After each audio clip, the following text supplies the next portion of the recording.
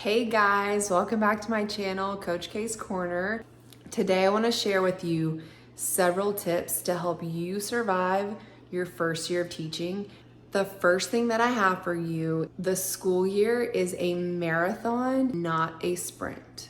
It is impossible to get everything done within a day, within 1 week, even within 1 month. It's going to take you time to get things put in place for your classroom, even though at the beginning you're going to feel like you've got to do it all. Just keep reassuring yourself that this is okay, that I don't have this done yet, and really work on prioritizing the things that have to be done, okay? My next tip is to find a mentor teacher, or if you already have a mentor teacher assigned to you, please use them and lean on them. They are there for a reason. Your mentor teacher should be an experienced teacher. They should be able to answer almost all of the questions that you have. Please ask them questions. When it comes to children's education, following IEPs, there are no stupid questions. And it's better to ask and be sure than to not ask and miss something. So start getting really comfortable with asking for help. The next tip is to take risks and try some new things in your classroom. Obviously, it's your first year, so most things are going to be new, but if you've gone through student teaching, there are going to be some things that you haven't tried. Don't be afraid to take risks and try new things because that's how you're going to learn. My next tip is it's totally okay to fail. And what we're gonna do is we're gonna learn from it and we're not going to dwell on it. Let's say you've planned this stellar, amazing lesson for your kids. You go to teach the lesson and it completely flops. For your first year of teaching, and even beyond your first year, that's okay. Even if you go into year 7 like me, sometimes you're gonna plan lessons and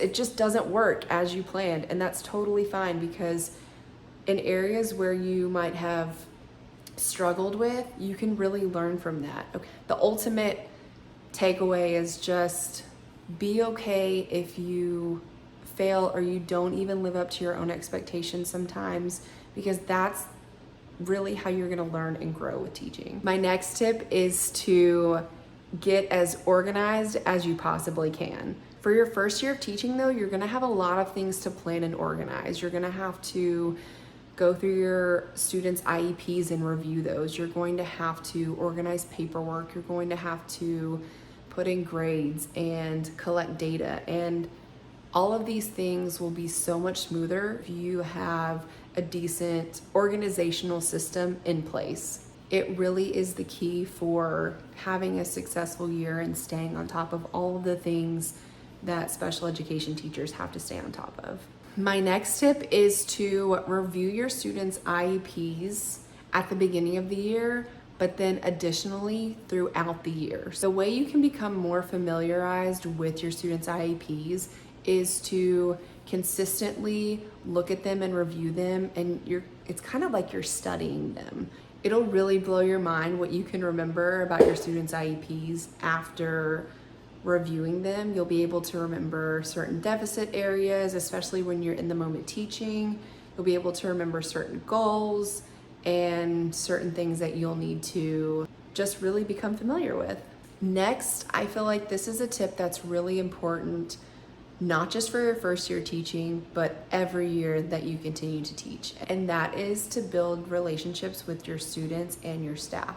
Take some time out of your day to talk to students and talk to staff about things that don't have anything to do with school. My students love talking about things outside of school. They love talking about their personal lives.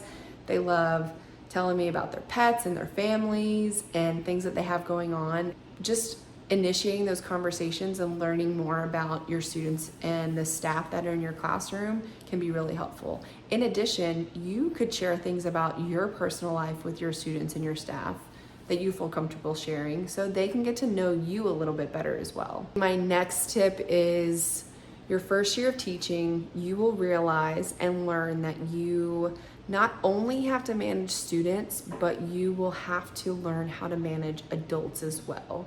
And this was one aspect of the job that I didn't really see coming. For my specific situation, I run my own classroom because I have a self-contained class. So that means when the staff members are in my classroom, it's my job to manage them. Keep in mind as your first year teaching and years beyond this that paraprofessionals or TAs are an extension of you. You'll have to really learn how to communicate effectively and work with a variety of different individuals in your classroom. My next tip is to establish positive communication with your parents right off the bat. It's really important to start off on the right foot with your parents and make sure that you introduce yourself, give them some information about you, and make sure they know who their child is going to be spending 7 or 8 hours a day with. Parents can provide such great input about their children, which can be really helpful for you. I think it's really important that we as teachers let parents know that their child is loved, that they are going to get a quality education, and that they're taken care of every single day. My next tip, really work on establishing your classroom routines and your schedules right off the bat. So within those first few weeks of school, as you establish those routines and those norms within your classroom, that's gonna help your classroom work so smoothly throughout the year. Even on those difficult days when things just seem like they're not going well, you always have that routine and that structure to fall back on. Let's face it, our students strive with structure and routine, so it's a win-win for everybody. My next tip is to know and understand that some days are going to be really tough. Just know that even if you have plans in place, sometimes they're not gonna go as planned, and you may have behaviors that arise or meetings that pop up unexpectedly, or you may just have a day where you forget several things that you needed to get done or that you need to do, and things might start to feel a little overwhelming, but tough days will not last forever. Just get through it. Sometimes you're just trying to get through the day, and that's completely okay. So, second to last tip, understand and know that you will have to deal with staff shortages, staff members calling out, and sometimes staff members quitting unexpectedly or halfway through the year. With TAs and paraprofessionals, sometimes there's a lot of turnover. Just know that there are going to be some days where you get to work and you may have multiple staff members call out. You just got to deal with it and have some plans in place for when that happens.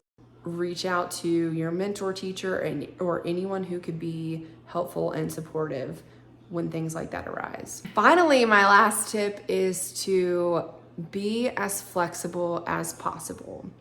If you're anything like me, you want things to work out according to the plan. But in this field, sometimes that just doesn't happen, and that's totally okay. It can feel a little overwhelming at first, but if you go into your first year knowing that you're gonna have to be flexible, then that can be helpful in the long run. Try to be as flexible as you can be and know that things may change weekly or daily or hourly depending on what is going on at school that day. So just know that things come up, and if you can be as flexible as possible, that'll help you, your students, and the staff members in the long run. I hope these tips help you. If you have any questions, please comment down below, and I'll see you in the next video.